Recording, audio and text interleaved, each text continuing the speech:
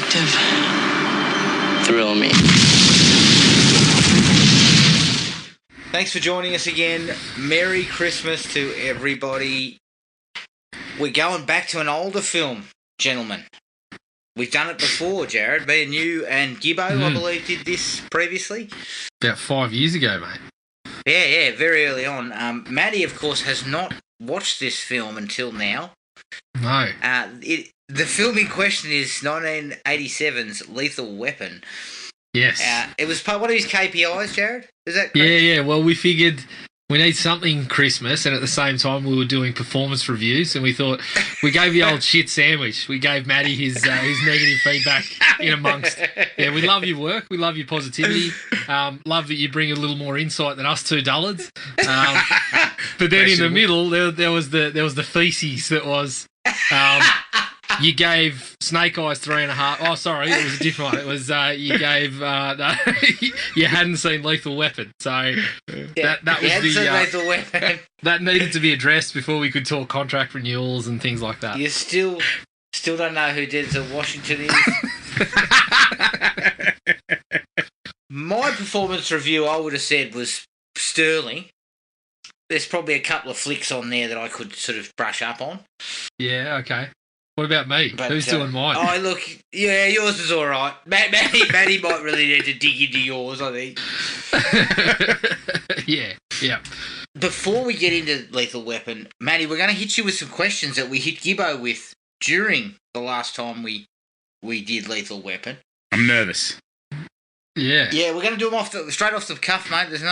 Didn't give you any prep time. I don't like that. The first one is name a movie that shaped your viewing habits. Oh, probably something with John Candy, Uncle Buck. There you go. I knew it was going to be a little bit different. Off to a flyer with Uncle Buck. Love that shit. Yeah, look, who doesn't? Who doesn't like John Candy? Yeah. In general. That was a deep dive into life for me. Have you ever walked out of a movie? No. No. I want my money's worth. Yeah. I don't go to enough movies to justify walking out of them. Yeah, correct. I've been close a few times, but...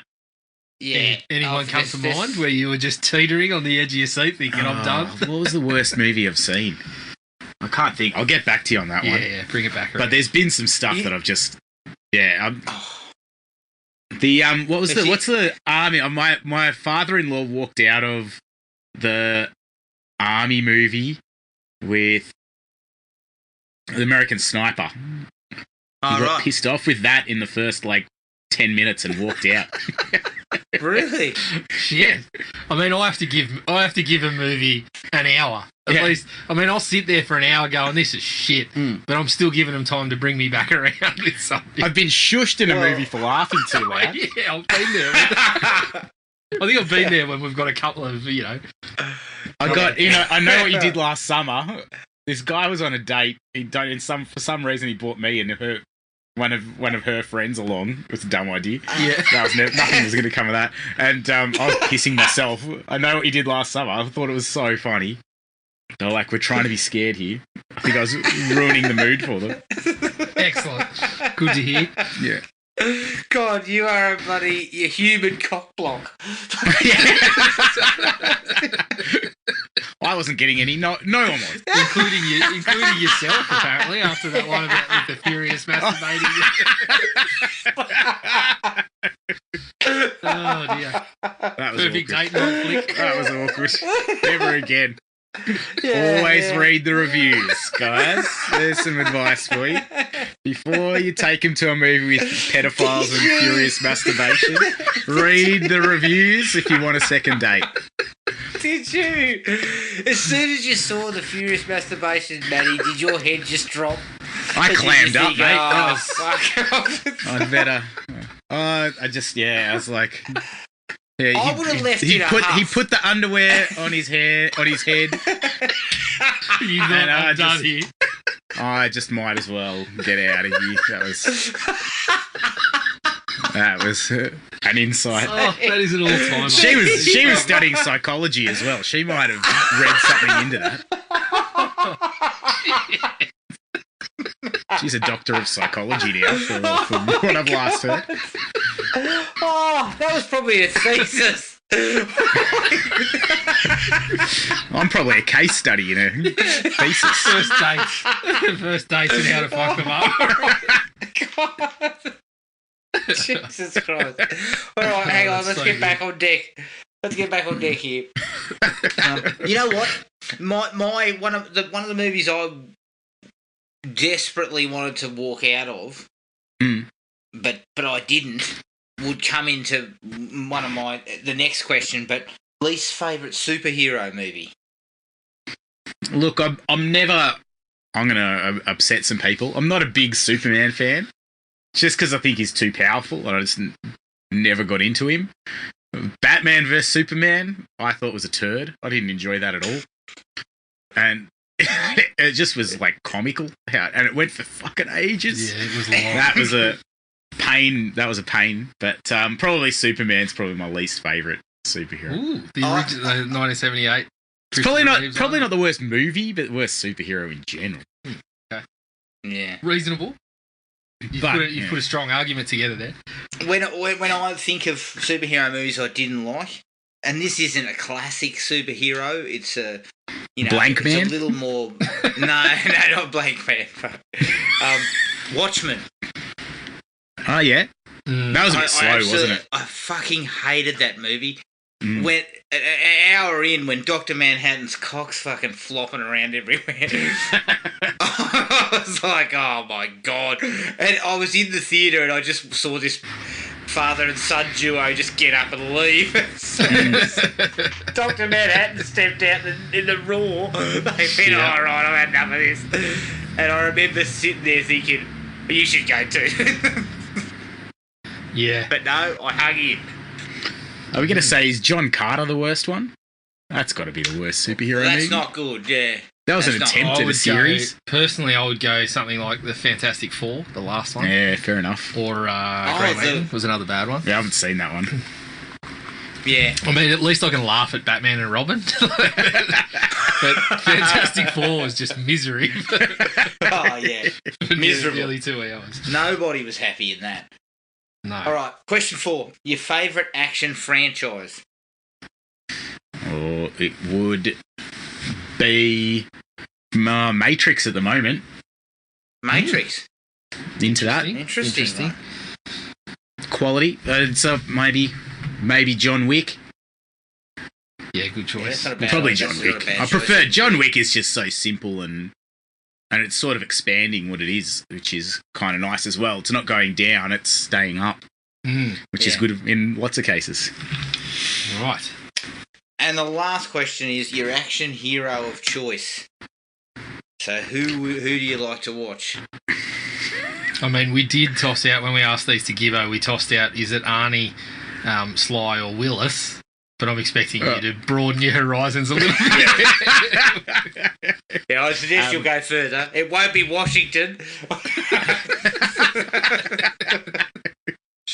He's had a couple of good movies. One or two. He's an up-and-comer. When we covered his filmography, all I heard from you was, haven't seen it. Jesus. And I haven't gone back to watch any of them, so... I don't know. I probably Arnie's classic and just versatile, and he's got bangers in there like Terminators. He's got Predators. There's just some classics, and even cameos. So I'm down with that. So you're an Arnie man. Yeah, I'll take Arnie over Sly any day. Even though there's trash with both of them, I reckon the ups are way higher for Arnie. And the versatility as well. There's definitely some paychecks in there, don't get me wrong.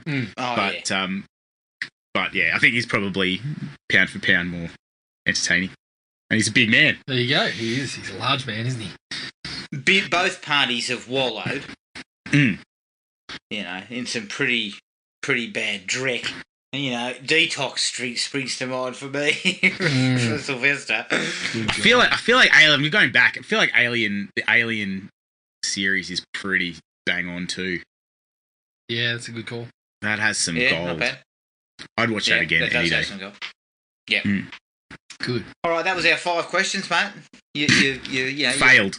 Yeah, that was No, another. I've got to say there Another was less KPI, Weird though. Al than I was expecting.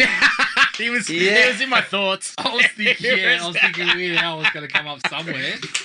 Well, him name a movie that shaped your viewing habits. he reenacting Rambo and Arnold Schwarzenegger in Vidiot could have come down to my favourite Yep, effort.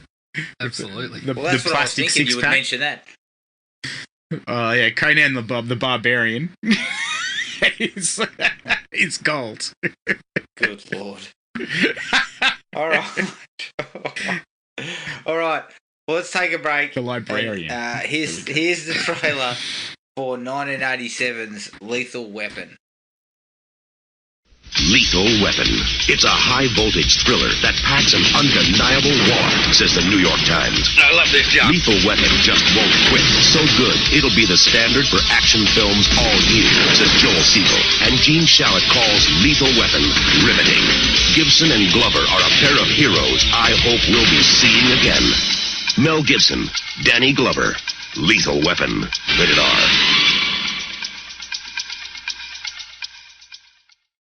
Lethal Weapon from 1987, directed by Richard Donner, who directed Superman, the 1978 version. One of your It's favourites. produced by one of Matty's favourites. It's produced by Joel Silver, who produced Die Hard, and Richard Donner. And it's written by Shane Black, who wrote The Nice Guys, and there was uncredited rewrites by Leslie Boehm, who I think might have written one of the Nightmare on Elm Street films. Or maybe that was his brother.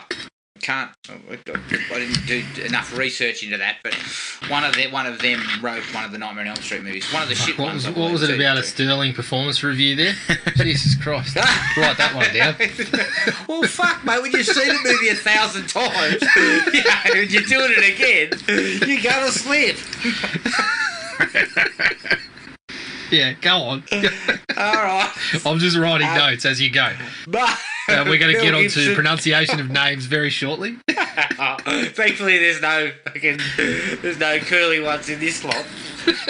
But you've got Mel Gibson as Martin Riggs. You got Danny Glover as Roger Murtaugh. You've got Gary Busey as Mr. Joshua. Mitchell Ryan as the General, and one Tom Atkins as Michael Huntsacker. The movie was budgeted at $15 million, and it made $120 million worldwide. Just a little bit of trivia here. Mel Gibson and Bruce Willis were considered for each other's roles. So Willis was offered Martin Riggs and turned it down, and a year later he did Die Hard. Gibson was offered to play John McClane along with people like Harrison Ford, Sylvester Stallone and Arnie, but they all turned it down. And coincidentally, the script for Die Hard with a Vengeance was briefly considered to be filmed as a Lethal Weapon sequel. There you go. Interesting stuff. All turned All out right. for the best, I think. Yeah, it worked out perfectly in the end. Matty, you haven't seen this. First viewing, 1987's Lethal Weapon. What do you reckon? I was very happy with this one. There's no reason for it to not be in the All-Star Hall of Fame of action movies. It's got good interactions. You love the characters. Some of it gets a bit silly at points, but who cares? It's great fun. I'm very happy with a 4.5. Probably punch it up to a 5 for folklore, and just so you guys don't get angry at me. There you go. See what we Solid. bring into your life. Yeah. You should be happy with us, hitting your KPIs this year by what we think. Yeah, professional development. Jared, I'm pretty sure you were very, very high on this one. Has anything changed upon review? So yeah, I had a bit of a listen to our previous episode. Didn't make it all the way through, but I think my score is the same. I went for a 4.5. Basically, exactly what Matty said. Just the interactions between the two characters just carry the whole thing. Acting performances all round. I mean, when Tom Atkins is only needed for 10 minutes, what can you say, really? Like, Busey, again, just one of his kind of... It's not really forgotten, but it's just one of those roles that doesn't really get mentioned much for Busey, and he's really good. So it's just a tidy little bit of work. Shane Black, right in the pocket. So, 4.5 for me. Yeah, I would totally agree. It's a classic. Just a slight dip below the absolute classics. And in my book, there's only two action movies in that higher bracket. So it's very, very well regarded. I mean, superb leads, a really good villain, action scenes that are really well done. Nothing too over the top, which I think is really good because it's fairly grounded as far as that stuff goes. And it's just the script is just the dialogue just crackles, Jared, as you like to say. And it really holds together really, really well. The only thing that doesn't hold up is Mel's mullet, which it is just fucking everywhere, isn't it? It's like another character. It depends if we're talking figuratively or literally, Adam, because literally it holds up beautifully. I mean, it doesn't go anywhere. It's plenty of body to it. So yeah, just a quick note. Just noted down on my performance review, Adam. Expand vocabulary beyond crackles. I'll come up with something better next year. I can't use sizzles because bacon does that, so I've got to come up with something better than that. Bust out the thesaurus, mate. Pop's all you got left. You got snapping and cracking. Yeah, snap, pop. Synonyms, mate. Look up your synonyms. Can dialogue jiggle or something like that? Yeah. I'll come up with dialogue something. wiggles. John Candy move. Yeah. All right, let's kick it off. The part of this film that I think basically makes it work, as far as defining it amongst a lot of other action films, because plot-wise it's fairly standard, but it's the chemistry between the two leads. Yeah, absolutely. Like, that sticks out like you wouldn't believe. Like, the casting was key, and I'm not saying that Shane Black's script wouldn't have been really good. I'm sure it was, but you had to get the right people, and you did. Putting those two together, it just works a treat. Yeah, you love the characters. The Danny Glover getting the worst surprise party ever in the bathtub, being told off by his daughter for getting the grey hairs, which I can relate to, in the beard, and then he shaves it off in the next scene, is brilliant. Yeah. But I mean, also, what if put a lock on the bathroom door? Yeah, exactly. What if he's having a fiddle while if he was furiously masturbating, Matty's he had the underwear on the head. Would have left. Yeah. Don't worry about the grey hairs on your head. What are your jocks doing on there?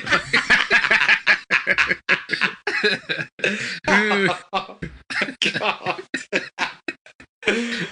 But it sort of, I love the idea of the suicidal, burnt out copper and the really solid family guy, and the fact that he's you think Glover's going to be sort of a mentor, but their first interaction when they're talking about what guns they're carrying is just awesome. Yeah, he that's eventually good. just tells him, "Let's cut the shit." I'm trying to draw a psycho pension and all this sort of stuff. That sequence alone is just, it's really, really well done. Yeah. But it kind of pitches them at odds with each other. But then within a few sequences, we kind of see Glover kind of bring him into the family a little bit. And I think those things are what make it work. And the two performances are fucking fantastic. Yeah, but just some of those lines, like you mentioned the guns, where they're basically kind of almost talking about their personalities based around their guns. Yeah. And then, there's the talk. One of the ones that I absolutely love was where they've had the dinner, and then they come out and Riggs goes, "You don't trust me, do you?" And Glover's like, "Yeah, well, let's get through tomorrow without you killing someone else or me, and I'll start trusting you." Like, I just loved that those conversations and those lines that were just kind of peeling back where the relationship was going were really good. And it's kind of, I don't know, I look at the ones that come in the wake, and most of them have gone the 48 hours route, where one of the pair has to be comedic. Yeah. And I looked at this, watching it again, and I just thought, fuck, why didn't more of them try this sort of stuff? Like, and they did a little bit, but not to the extent that 48 Hours was copied. So it's kind of, I don't know, because I think this one is, having watched 48 Hours again not long ago, this one's miles better. Yeah. I also love that interaction when he talks about how he killed a bloke in Laos from 1,000 yards, you know, and he said, like, only 8 or 10 guys in the world could have done that. And then he just sort of says, it was the only thing I was good at, you know. And I thought that stuff, again, it just gives us a little bit more shade about where Riggs was from and the Special Forces background and all that stuff. It doesn't sort of lay it on too thick either. But I like that they bring that on after they've set him up as being a deadbeat. He wakes up and he's got a cigarette in his mouth before he's even opened his eyes. Like, you just have no hope for the bloke at the beginning. I mean, he's Joe Hallenbach with a bit of talent, I think. He's actually good at what he does. Imagine him and Hallenbach sharing a share house. God. There'd be more titties outside than you know what to do with. Yeah. But I think, Matty's got a good point there, that you kind of introduced to him as, when you first see him, you just develop these ideas in your head about what he's like, and then they kind of start peeling back why he's like that a little bit. Yeah. And it doesn't go too deep into it. It just gives you enough, and then lets the relationship kind of just form on that. And it's not excessive. Like that scene where he's about to top himself. Like, it's pretty intense, and he probably wouldn't find it in most of these buddy cop movies. You wouldn't find a suicide scene that gives you that much about the character without necessarily being so explicit with or like too much dialogue just to beat you down with exposition, you know. But also, that sequence there, I think, is kind of like the change in action films in the late 80s. Because Arnie and Sly were not having something like that. Like, they wouldn't have had their character on the brink of shooting himself. Yeah. In the first 10 No minutes. weakness. Yeah, no weakness. No weaknesses, in the main... like, Arnie couldn't... He didn't have the acting range to do that, for starters. But he wouldn't have had something like that in those sort of commando type movies and that. So this, to me, that sort of sequence is what turned action movies in the late 80s. Because not long after that, you obviously had Die Hard, and you had, you know, John McClane crying and stuff on the radio and all that kind of stuff. So this is a really important film in a way, turning the action genre a little bit in another direction, you know. And look, on top of the performances by Glover and Gibson, the rest of the cast is excellent. Yeah. Outstanding. Gary Busey is fantastic. Yeah. He has this way about him that's really interesting, and his introduction is awesome. With the whole, do you smoke? He gets the lighter and puts it under his arm. Yeah, and Busey just stands there. He's had particular roles where he kind of, they let him go with the sort of million miles an hour talk. Whereas this one, there's not as much of it. But when he does, like you said, he makes it count. Like, when he talks, you think if you were there, you'd be thinking, shit, I'm just quietening down, and this bloke's going to say what he's got to say. You're going to let him go first. Like, he's just got that commanding presence in these. Well, he had that sort of presence at this particular time, and he showed that in a few different roles. But yeah, he's kind of restrained here in comparison to some of his other work. And again, it's another like for Richard Donner. I think he really, you know, he was a very sort of well-regarded director at the time, and had made some really, really good films, and he kind of knew what to do. He knows what to do. He knows how to handle the actors, and he shoots the action scenes really clean, and you don't get a lot of those choppy cuts or any of that sort of crap because that was starting to come into things in the late 80s as well. So it was a shrewd move to pick a guy like that to look after it. He doesn't call anyone a butthole horn, though. Yeah, he doesn't call anyone a butthorn. I guarantee he's setting some panties on fire, though. Like he's... No doubt about that, especially with that platinum blonde do he's got going on. Yeah. And Tommy Atkins, I mean, shit. The guy is only... Talk about versatile, Adam. The guy's only a couple of years removed from Dr. Chalice and jumping into bed with, anything that moves. And here he's playing the grizzled father. That's the father of someone who looks about the same age as the bird he was jumping in the sack with in Halloween 3, to be honest. But yeah, he's really good. I love in the limited minutes. I actually love that sequence a lot because I just really like that whole thing about you kill them, Roger. You kill them. You owe me. Yeah. I really like that. He actually plays it well because at the start he's kind of, just a little bit upset, a bit quiet, and then he goes just in the blink of an eye to that, talking about just kill him, I thought he was really good in the limited minutes, sixth man of the year, Tom Atkins coming off the bench. Yeah. Bobby Jackson. And you know what, though? He was going toe-to-toe with a superb Tash. Him and Danny were, going toe-to-toe in the Tash front as well. Yeah, yes. Yeah, Danny was rocking it after that initial scene. Danny had it covered.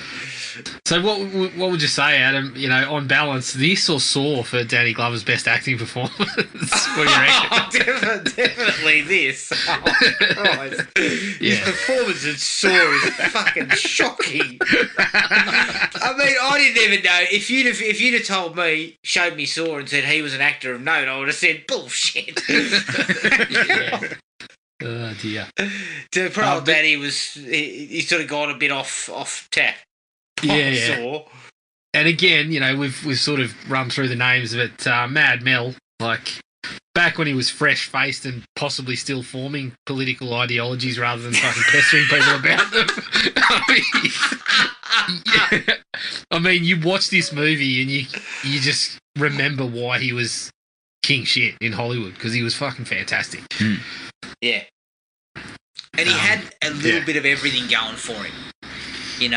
He was a good-looking dude. He had a massive mullet.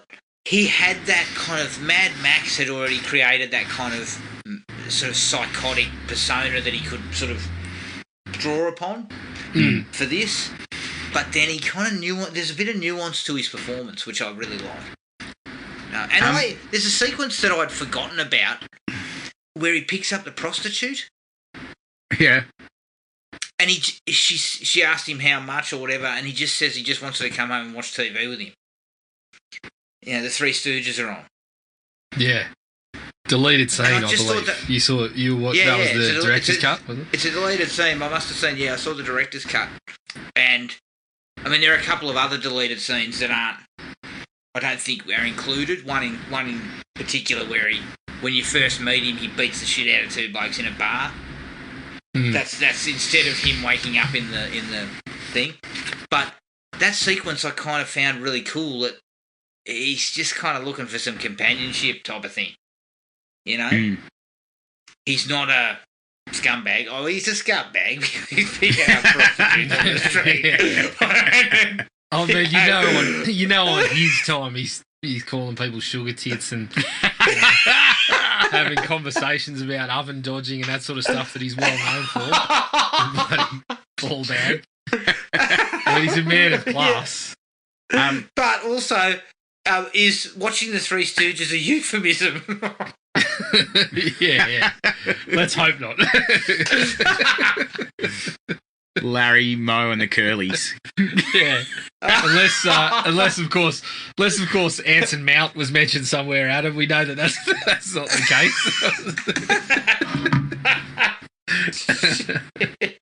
What? How much do you charge for the Anson Mount? Oh, 150. How fast do you reckon he runs the 100 in? Gibson? Yeah. He'd be pretty. Look, look. 10.2 for too sure. sharp. He's- Choppy steps early. Yeah. When in full stride, he goes all right. I reckon he'd be. He goes He's got the alright, shuffle. yeah, He's got the arms going. Well, let's put it this way: he's Australian, so he'd be between 10 and 11 at his best. And at one point, his food was spiked with steroids. Yeah, correct. Yeah, the Australian sprinter, 10 to 11 PB, somewhere in there. Oh yeah, no, but according to some of them, he's got the same touch time in the track as Carl Lewis. Pity Carl's hitting the track 10 times as fast.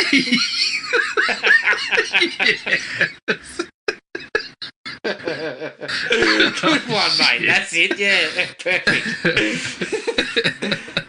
As I said before, the script is another one of these ones that's highly kind of quotable. It's got a lot of things that you remember and quotes that you remember. You know, from the "I'm getting too old for this shit" to this is a real badge, this is a real gun, and I'm a real fucking cop, or whatever he says in the when he's doing the drug deal. I really like I love the conversation when they're in the shooting range and they're talking about how they're trying to put all the pieces together, and then Gibson just goes, "That's thin," and then replies with, "Oh shit, thin's my middle name." I love that stuff. Like, I some really good like stuff that. in there. Like, they're too old for this shit. You know, it's been done that many times now, but seeing Glover drop it for that first time is just gold. It's still good. He's funny. He just whispers to himself. What's he say about his daughter? He goes, "She's in a goddamn heartbreaker." He does it a couple of times. It's pretty funny. Dad, his work as the dad in the scenes with the family is top notch. Yeah, like where he's just fucking talking to himself. His wife's like, how come I never heard this story? Probably because I never told you before.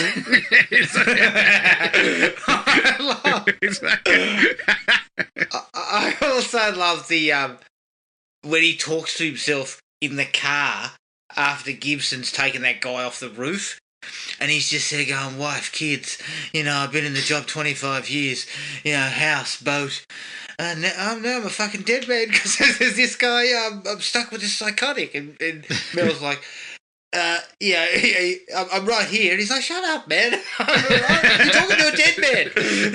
He's just... Yeah. So good. I love that stuff. It's really, really good. It's really, really well done. And I think you'll find that there's a fair bit of it that's kind of improvised between the two of them, which gives it a bit more of that natural feel. Yeah. I also love the 80s guy, the guy who talks about how you're not an 80s man, Rog. I'm an 80s man. Yeah. That's sensitive. And he goes, "What does Roger say? How do you figure?" He just tells a story about how he was crying in bed last night. Yeah, that stuff was all good. Like it's the back really, and forth really well was. done. Yep. I'll take the fight with Nolte as well at the end there. That looks like a genuine fight, like a quality 80s Did you rumble. say Nolte? Nolte. Not Nolte. This is the second time you've done Same this. thing, whatever. Holy When you shit. told me They've got to go similar watch- heads. That was when you another told me one to of go your watch this Nolte KPIs. movie. I'll take that fight though. There's like a genuine Oh, a genuine armbar in there to choke him out. And Yeah. that's like Yeah. quality fight, and it's just like you've got 1,000 police officers there, but let's just let them fight it out. That's really good. They shoot Yeah. it pretty well too. Initially it seems like there's a bit of close quarters action, and they possibly weren't so thrilled with how the martial arts, but there was a lot of kicks and stuff in there, and it looks like they didn't quite love how that was looking, so they shot it all tight, and then when they start the grappling and everything, we get a bit more out in the open and the cops all around it. Yeah, I dig that, and I love that, it felt like for Mel's character that it just fit. Yeah. That he was, he was looking for the hard road and putting himself in harm's way the whole movie. That it was perfect. That he just kind of like, It's a let's just go catharsis. toe to toe. Yeah. Yep. But also, I love that line. "You want a shot at the title? Don't mind if I do." Yeah. Like, that stuff's great. It's just, the whole lot of that is really, really well done. I actually really like the opening sequence too, with Amanda's death, because it kind of, I really love the way it opens up with Jingle Bell Rock, and then the camera's kind of sweeping across the city, and then it's up to the high rise, and she's out on the balcony, and you're getting a very quick sense of how the whole mystery's going to kick off. Yeah, and it was a nice little hook. Yeah, because you don't know what happened. You see the pills. Yeah, that's right. You see her, and then Sniffing cocaine. She gets up on the balcony. She's obviously not in her head, and she falls. And I love that shot of the camera coming down, seeing the each floor go past really quickly, and then it cuts back to her from looking down on her, and she hits the car. Mm. Like, really, really well done, and just opens things up to say, okay, well, how did we get here? Like, what? Yeah, like you said, the next step. We've got our small link to the Christmas fair with the it being the season, and then it just switches to something darker. But then this is one of the reasons that I think Shane Black must have done a really good job with this as well, is that it starts off this, like, initially there's just these couple of little bits and pieces about what's coming out, right? Like, it's that happening. Then we go to Murtaugh, and he's sort of just running through his family life, getting the little bit from his wife. Oh, Hunsacker's calling you. The guy, Hunsacker's trying to call you, and he's like, I haven't spoken to him in, 12 years or whatever he says. And then we get the name of who died, and it's Hunsacker, and then that sort of coincides with when Mel comes onto the scene, or when they kind of partner up, even though we've got a little bit of Mel before that. I think it just does a really good job of just hooking you in with those little bits of drip-feeding info, then giving you the Mel and the Riggs and Murtaugh relationship building for quite a stretch, while we're just getting little bits more unfolding, and Tom Atkins getting shot down and all that sort of stuff.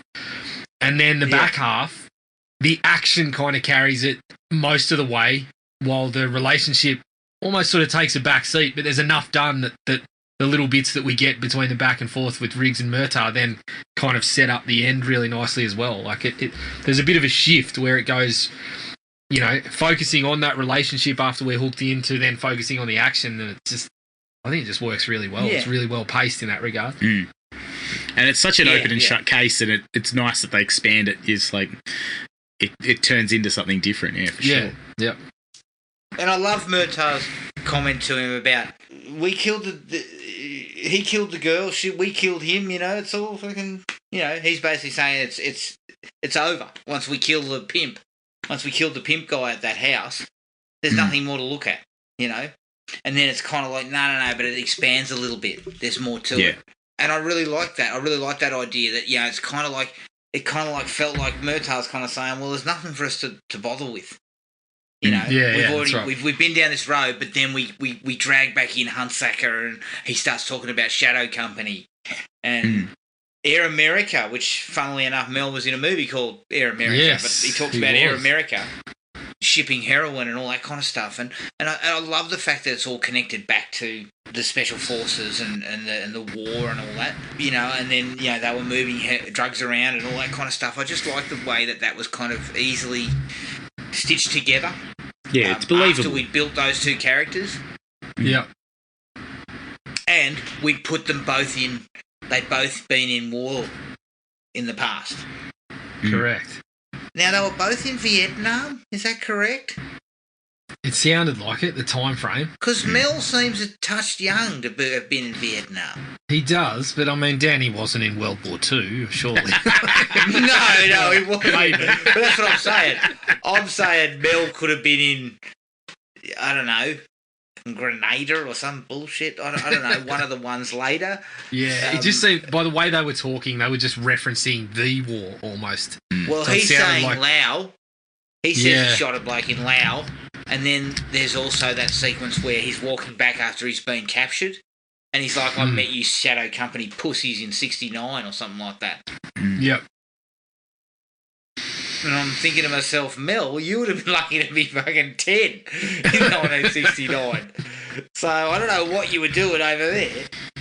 Yeah. He could have... but yeah, it's interesting. Could have tricked him with a big mullet. Yeah. Yeah, he got in. He got in due to his mullet. That They said mullet that is guy's definitely an adult. that mullet is too feathered for him to be a child. Yeah, couldn't carry that weight with a child's neck muscles. But going back just slightly to Danny Glover and his family, there's a natural, like the scenes there, everything's really natural about them. I mean, I really like the stuff about the egg on the floor and, you know, the spot on his tie, and then his daughter comes down in her prom dress and he's like, he gets all sort of overprotective father and everything. Like, all that stuff is really, really well done. And it carries through the whole series. Yeah, it is. They kind It's of one do of the the same stronger thing. points. They always bring them back, yeah. Yeah, it just fits that you can see him in that father figure thing. Like, he's just, as you said, he's got that vibe about him where he's trying to do the right thing, but there's part of him that's just there going, oh, fuck this. I've got to get out the front door as quick as I can. And there's a bit of nurturing for Mel as well. He's got a bit of a dad figure to help him out. Yep. It's all right. Come inside, you old tramp. Yeah. I also like, if we're pulling back, the initial scene with the baddies is just excellent setup. I mean, the lighter on the arm is such action bullshit. But it's just a classic bad guy bit to quickly establish that you don't mess with these guys. And I think I described turtleneck's it enough to scare me. Yeah. I think I described it in the first time we did this movie, Adam. I think I described it as one of those scenes when we're in, upper primary school, lower high school, where you go to school after, Lethal Weapon was on Channel 10, you'd be sitting there going, oh, what about when the guy fucking burned his arm with the lighter? Oh, shit, look at that. Like, you get all excited about those kind of silly portions of them. So I still sort of look favourably along those things where you look at it and you're like, it's illogical bullshit, and, but it comes across really well for an actiony bad guy sort of shtick. Yeah, but again, these are the sort of things that Shane Black was good at. Yeah, there would definitely have been dickheads trying to replicate this. Oh, someone would. Oh, of course. Fucking morons. Someone would have had a go. Oh dear. But Shane Black, he always does that really well, to be able to kind of show you in a very short space of time, these guys aren't to be messed with. The heroes are at this level, like it's exactly the same as meeting Mel for the first time, as you said. He looks like a hobo. We meet him, he's got no gear on, he's got a cigarette hanging out of his mouth, and he immediately goes for a beer. Yeah. Mind you. And then the second time we see him, he's undercover doing this dodgy drug deal, and the whole thing about, 100, I'll take the whole lot off your hands for 100, and he counts out $100. Yeah. Fucking idiot. That was so good. And I mean, when we first see him, you get the look of him and you think last night he was shit-faced. He picked up a prostitute, attempted a Three Stooges, but was only up for 2 at best. Couldn't quite work up the 3. He only got the 2 Stooges, and then the Anson Mountain was in there late, but it wasn't enough to cover off on the third Stooge. Even if he was capable of a third Stooge, he couldn't afford it. So. Yeah, I think it's. I think as you said, like it seems to, like, you look at it from our point of view without. I haven't read the Lethal Weapon script, but I get the sense, as you said, that it kind of shares the credit that Shane Black obviously did some good work, but the casting just put it onto this next level. Yeah, I would totally agree. And I also love that bit when he shoots it out with those blokes in the drug deal gone wrong, and then the guy gets him, puts the gun to his head, and he just starts going, "Go on, shoot me, shoot me, shoot me!" Like he's just desperate for him to kill him. Yep. And those things are just, again, Arnie and Sly just weren't doing this type of stuff. Like, you just wouldn't have had a hero who was just like that, who was just psychotic, basically. The scene that the guy's about to attempt suicide himself is pretty funny. Well, it's funny because you could see a First Blood John Rambo doing that, but by fucking Rambo, part 2, Last Blood? he was off. You couldn't see any of that. Whereas Yeah. You know, you watch First Blood now and you forget how fucking understated that was in comparison to the other ones. And that Rambo was actually struggling mentally and stuff like that. Yeah. Yeah. And look, First Blood deserves a lot of credit too, because it was a few years before this, and it showcased a little bit of that. Like it took they shot first. Yeah. Rambo and made him vulnerable. You forget that he was vulnerable in First Blood, because by Rambo Last Blood, I wished he was dead. Yeah, you wish they'd taken the original ending before Sly convinced them, no, this guy could be franchise material. Oh, shit. And by Last Blood, Christ almighty, you wish you could jump in the DeLorean and tell the bloke, just don't, go back. Please. I really liked him, Riggs getting the jumper down off the roof. Yeah, that was cool. And The I guy loved playing the way jumper he was just a little over the top He with was a his touch crazy, over but the top. Mel was perfectly pitched. I love the way he just turns to Daddy and goes, I've done this 1,000,000 times. And he's like, all right, you get the job then. You don't even know who he is. You know nothing about this guy and you're sending him up there. Yeah. And then you've got the shits when he gets the guy down in some unorthodox methods. Then you've got the shits with him. Yeah. He lands Come safely. on, Daddy, that's your problem. The inflatable's there. Yeah. It's not an unsafe way to go. I mean, it looked like fun by the end of it. And I do like that scene after that where he's like, do you want to kill yourself? And he tells him, you know, I've got a specific bullet, hollow point bullet. And then he does do it, remember? And then Danny puts his finger in and stops it. Yep. I really like that, because you actually get the sense of it's not just for show. He will do it. Like, he will do it. I really like that, because I thought normally, you know, he'd put the gun to his head and then he'd go close, but he wouldn't. But he actually does pull the trigger. Yeah, it was, look, ups and downs on that one, but again, well acted between the two of them, and it does kind of push things to a next sort of level. In terms of how Murtaugh sees Riggs and how he responds to him from that point on, and yeah, it works in that regard. I always love the poor old psychologist or whatever who's in all three movies. He's constantly getting told, look, he'll be fine. Yeah. Don't worry about the hours that you've spent fucking getting to where you are and understanding the human mind. We've got this covered. We'll decide whether we'll decide whether we send him up onto a building. Look, let's give him a gun. Riggs is he's a tough bastard. Don't worry about it. He's fine. Yeah. No, he's not. Yeah, he's not fine. That's the 80s coming out. You. It's funny that they were talking about 80s men at that particular time as well, because I'm like, yeah, that's the 80s portion of it. He's like, no, he's got severe mental issues. No, he'll be right. We'll send him out with a gun and he'll be fine. Look, I think we've kind of bounced around here on it, and you know, there are sequences that I enjoy the bit where Daisy's house gets blown up, and then they question the little kids, and they kind of point out it was somebody with that same tattoo, which is Special Forces tattoo. That's some horrible policing, by the way. Yeah, there are so many leading questions there. Yeah, exactly. Are you sure they could have gone, are you sure it wasn't a clown? Did he have a balloon? Yeah. And they would have gone, yep. But that's all right. It's the 80s. That's more than enough to put someone away for life in that period. Yeah, that's right. And then you find out about the Mercury switch. Yeah. And all that sort of stuff, and we tie back to the Special Forces and obviously the Shadow Company. And so I like all that sort of stuff. And, you know, I think the finale, once we kind of get to where his daughter gets kidnapped, that's when things start to ramp up. I really like that sequence in the desert. Because you've got Mel out in the scrub, hidden, sniping people. You've got sort of Busey and Danny Glover having a kind of a face-off with the grenade. Yep. It's really, really well done.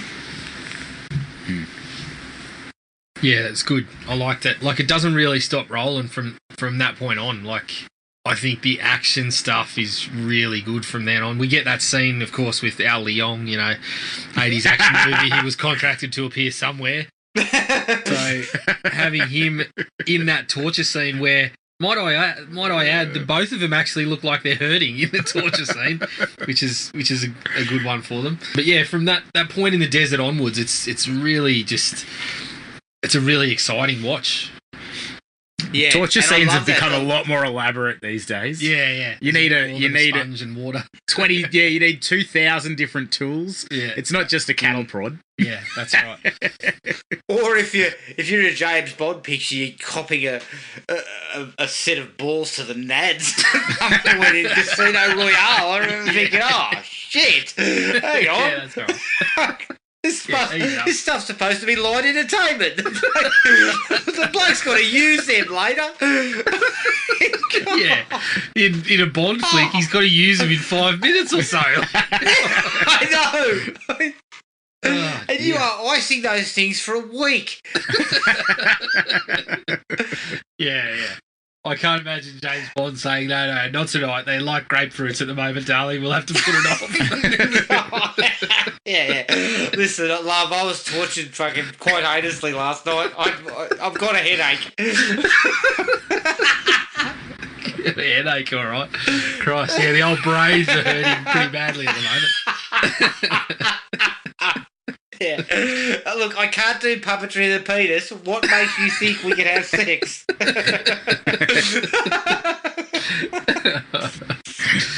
Oh, wow. I do like that line, though, where they're like, tell us about the shipment. And he's like, Hunsaker got shot before he told us anything. And Busey's like, I don't believe you. And then Mel just goes, it's going to be a fucking long night because I don't know shit. I love that. I just love that line. Yeah. And things and look, that's also where we get a bit of Daddy with a bit of ghost spit. Yeah. And he's dribbling everywhere. Oh, he's dribbling everywhere. And fuck, that if that production was happening now, they'd have been shut down for COVID fucking protocols immediately. Yeah, no doubt. But I do like, again, rubbing salt into the wounds and all that sort of shit. Yeah, it's nasty. It's simple, but it's pretty rough. Yeah. But yeah, the movie kind of ramps up after that point with a nice little shootout in the street and the death of the general and all that kind of stuff. Yep. And then it leads to the blue on the front porch, in the front lawn, which I really like. Yeah. And not skipping over, Adam. Is there a shot that sums up 80s action films better than McAllister in the overturned car, wearing a leather jacket in a pile of grenades and cocaine that's about to fucking blow up? I mean, I just looked at that and I'm like, yep, 80s action just in one picture there. Overturned car, leather jacket, cocaine, grenades, done. I think that was fucking John Peters on a Saturday night. Yeah, probably. In the 80s, you know? Yeah. I think so. Oh, God. Well, I think that was probably modelled on Joel Silver. Yeah, possibly. I mean, the only thing for me that would have made it just that more 80s action would have been Arnold walking onto the scene and saying, maybe they should call him Girl George. That would have been, right. That's it, right there. Shit. But look, I think I've covered my likes. I've kind of spread them far and wide. Yeah, Is there same. anything else that you guys want to bring up? I'm pretty much covered. Nah, I'm good. All right, what about dislikes? I have got minimal dislikes. Yeah, I've got a couple. But the big one for me is McAllister and Joshua. McAllister's meant to be kind of the big bad. Like, he's supposed to be the villain, I think. Yeah. But he's kind of usurped by Joshua because I think I would suggest that, because you got Gary Busey, and he's kind of like the muscle. Yep. It focuses more on him. And what Mitchell Ryan kind of gets almost forgotten about. Yeah. He doesn't need to fight Busey to get to the big boss is it's sort of done a bit out of order. Yeah, I think they made the right call in the end to switch it around, like that Busey was the one that goes hand to hand at the end. Because I mean, McAllister, obviously, he's barely in it in comparison, and obviously Adam, he's too busy running Colts in Haddonfield to properly oversee Shadow Company's fucking operations. I was going to say, he had bigger fish to fry. He was implanting evil in children. Yeah, he's saying, listen, Joshua, you have to, you got to cover this, mate, because I'll be in Haddonfield for the week. Tunneling under the local hospital. We've got to make it. We've got a ceremony to hold next week, and we need a couple more rock altars. So I'll have to oversee that. Josh was on the blower to him, going, "Look, mate, things have gone a little bit pear shaped here. I need you out here, mate. Everything's gone to shit in the Cult of Thorn. I haven't got time for you. Yeah." You're going to have to handle it. Listen, Loomis has fucking turned up. It's gone to shit, all right? You'll have to do without Plus, I've only just been able to get enough sticks with fire in them to put inside the cavern. Yeah, so, my latest order of fucking silk robes was a little short, so we need to sort that out before tonight. It's all just gone. It's all just gone from champagne to shit, Joshua. You look after it. Yeah. You take care of this shit, will you?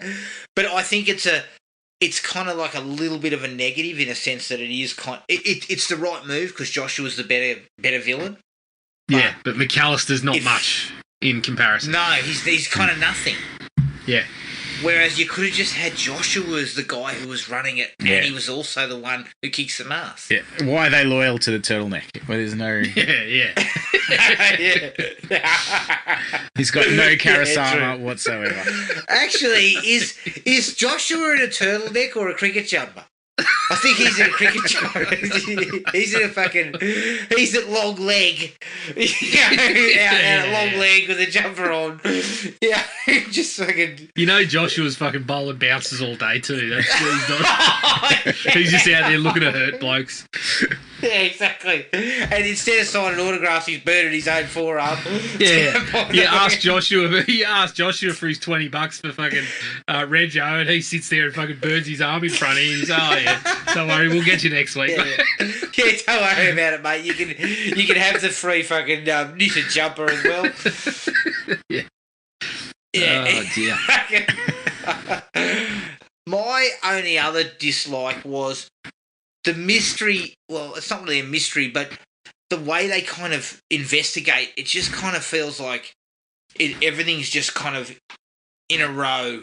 They don't really do a lot of searching or investigation. They just kind of come to it just falls in their lap. Something. Yeah. And everything falls in their lap. The kid's telling him the tattoo, and Hunsaker just kind of spilling. Just before he gets shot. Yeah, it's all pretty neat in that regard. And turning up to the Daisy's Amanda's pimp, and then just shooting him and all that. Yeah, it just kind of rolls along like that throughout. Probably too easy for me. Yes. Although, who am I kidding? Fucking Riggs was pissed. How would he have investigated anything? Yeah, that's right. If it didn't fall in their lap, it wasn't going to happen. Yeah, he says to Murtaugh, I had a hard night in the piss with fucking Helen back last night. And Murtaugh goes, oh shit, did you? Yeah. Joe was buying, so I hung around. Joe had searched through the couch cushions and found enough money for a fucking case of Lowenbrow. And we got right on it. And in his car, amongst all the empties, there happened to be a six-pack that wasn't open. So, I mean, it was like winning the lottery.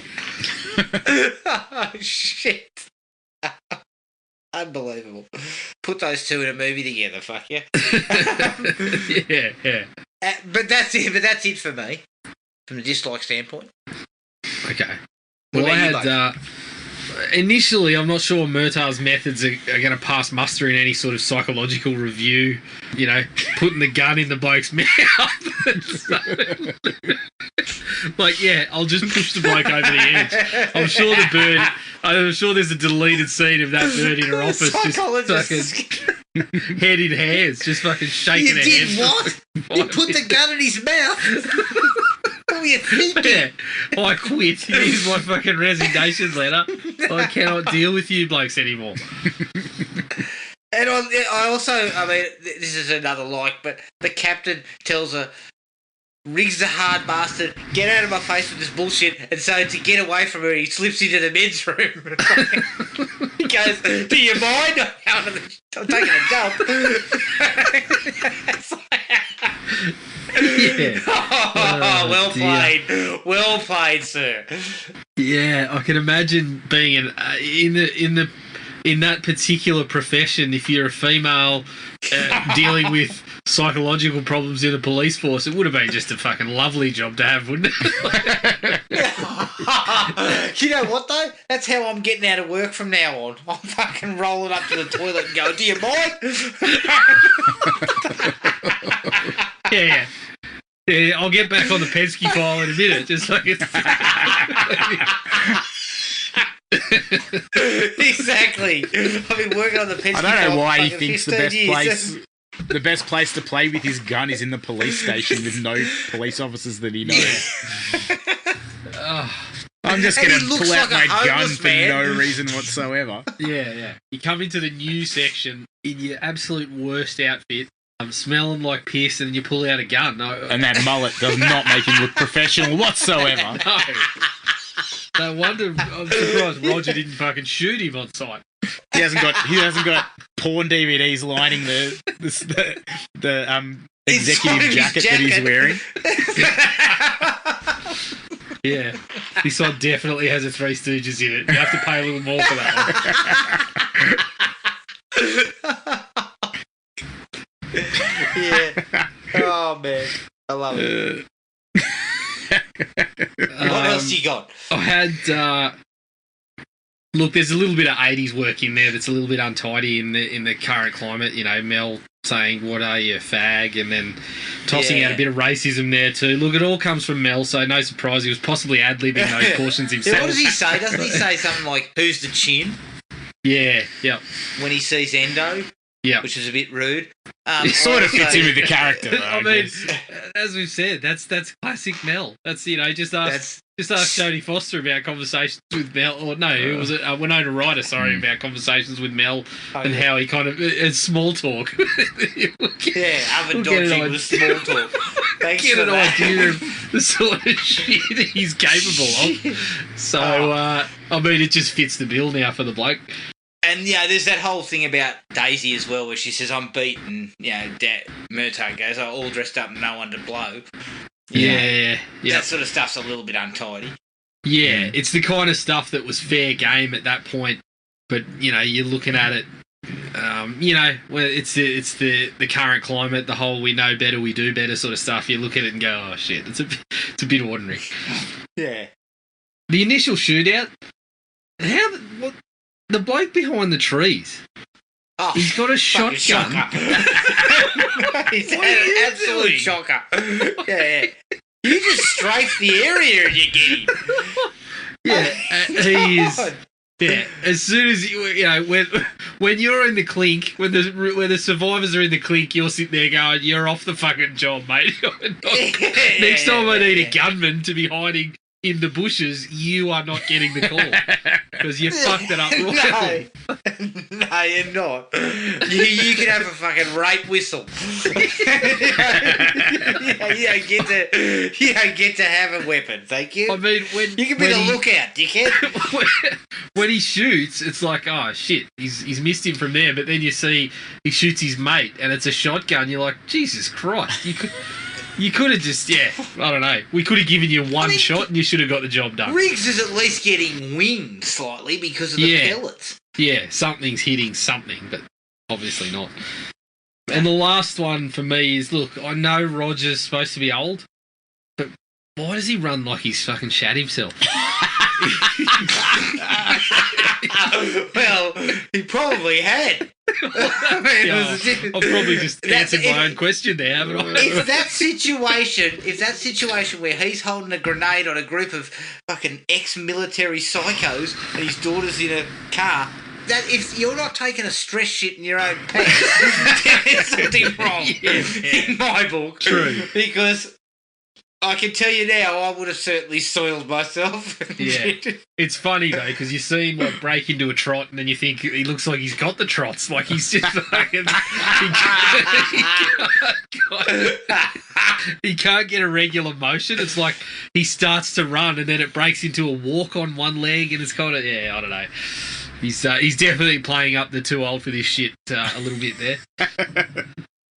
Maybe he took off at pace and accidentally sharted. And, he realised, oh shit, I better bring my strides in a bit slower. Yeah, you do. You go. Well, he's got shit. a decade on me, and I'm in that sort of form. So let's. I mean, let's face it, Jared. You're probably couple of minutes away from crapping yourself now. Yeah, probably. You're not even moving. I mean, I do have memories on multiple occasions, Matty, on our, on some of our stellar efforts on the basketball court. I have more than once put on a quick first step and dropped me guns on the way to the basket.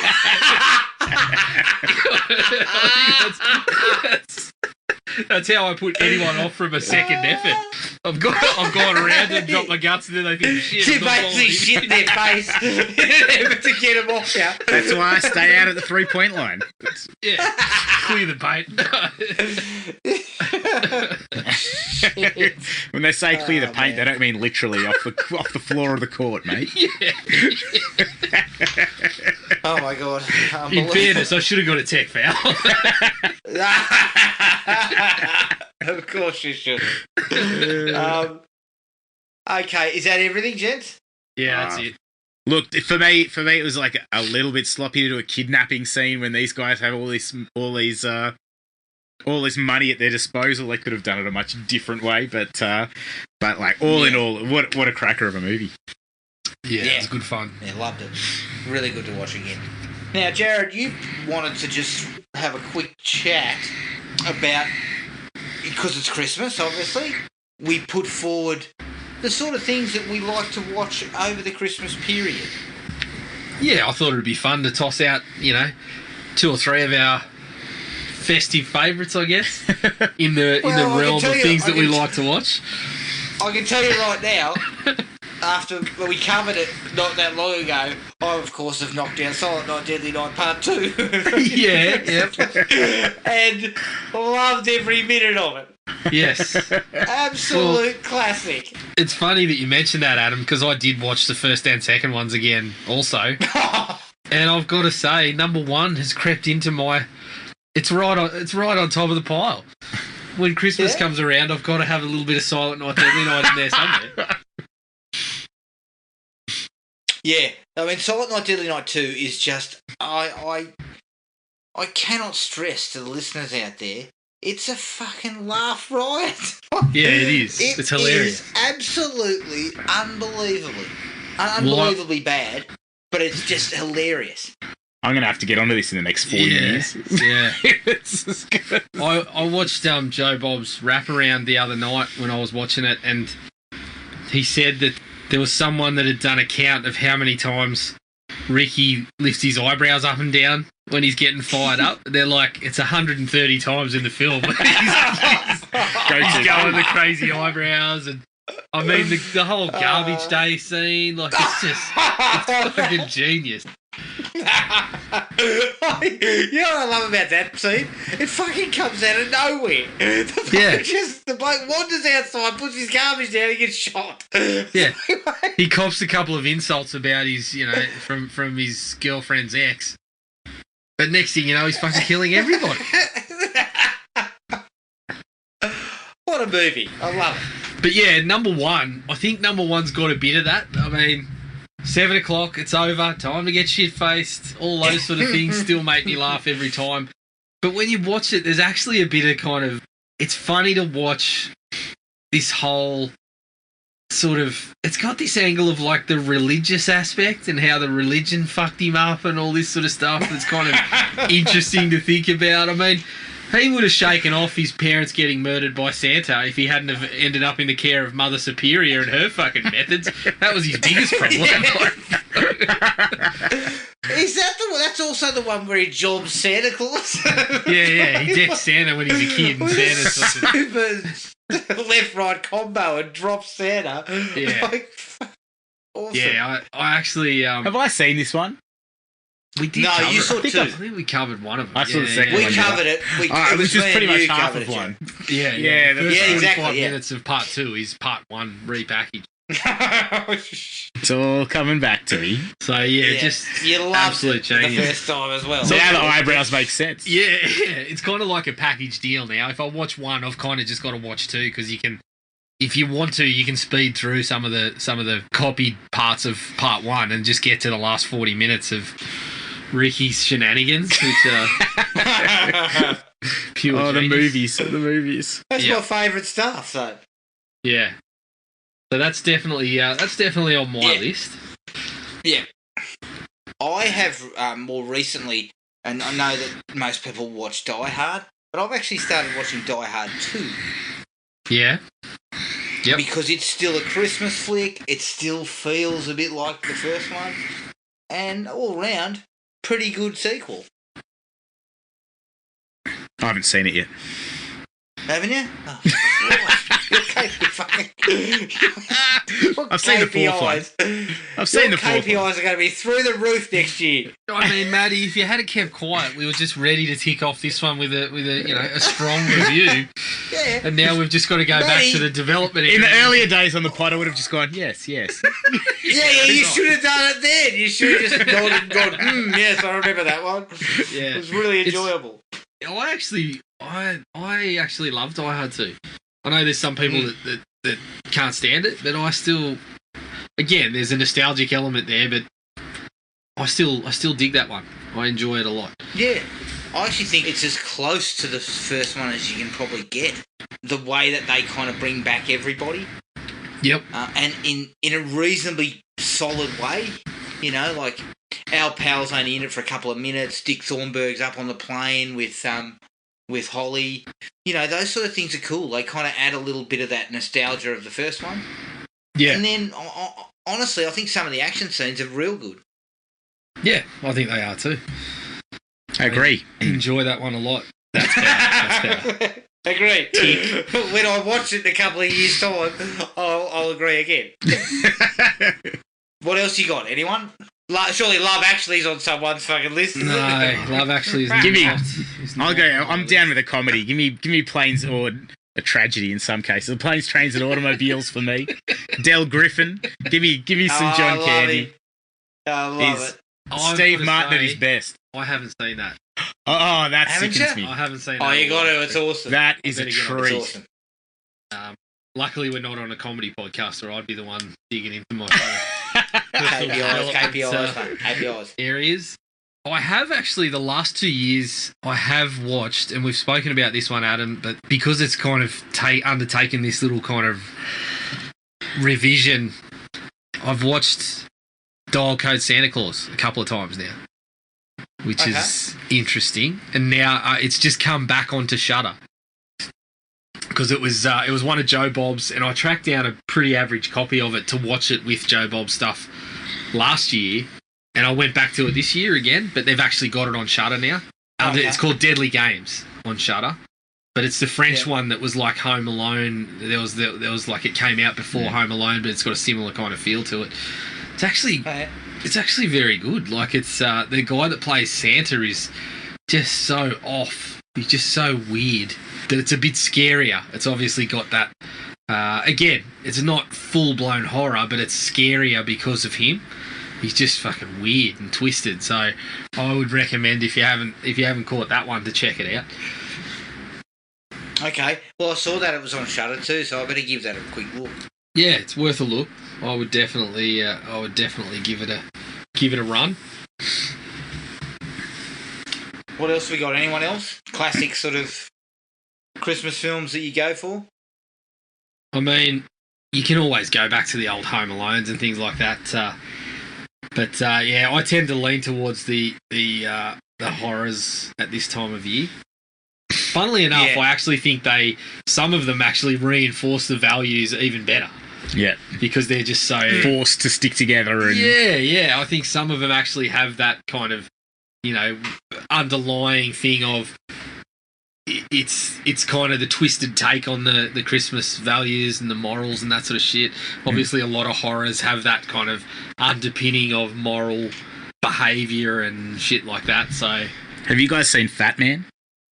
Fat Man? No, I haven't. It's a new Mel Gibson. I think that's on the one, list. Yeah, that looks good. It's definitely. I was thinking about that, checking that one out the other day too, because I've got to a bit more so far this year than I had in the last couple of years. I don't think I got around to watching as much. So I actually got onto things like Saint, which was on Shudder, which is basically a slasher.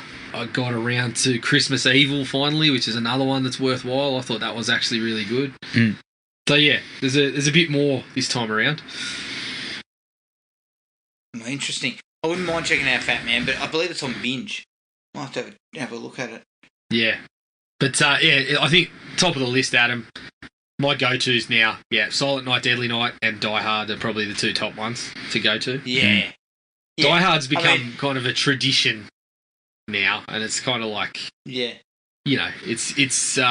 I think the horror ones actually fit more with the Christmas, because in most of the action ones, the Christmas is kind of in the periphery, whereas Silent Night, Deadly Night is fucking front and centre when you've got Santa running around going, punish, and all this sort of shit.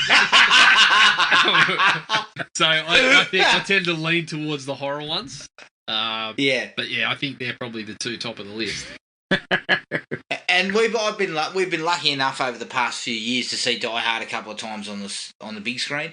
Yeah. So I saw it in at Hoyt's with a bit of eggnog, alcoholic eggnog one night. And, you know, I had a couple of eggnogs and fucking pretty much nodded off. Par for the course, 1 to 2 eggnogs with your fucking ratchet, you know? What's in eggnog?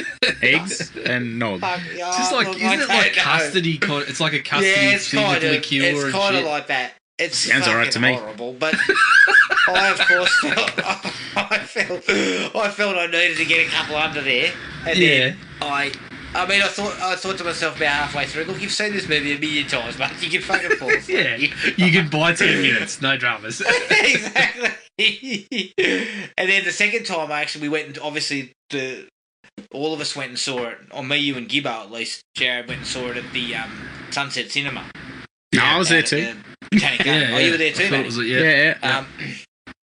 I mean, how long ago was that? It would have been about 3 or 4 years ago now. Yeah, I think it was getting a chance to see it on the big screen was a couple of times has been fantastic. Yeah. All right. Is that everything?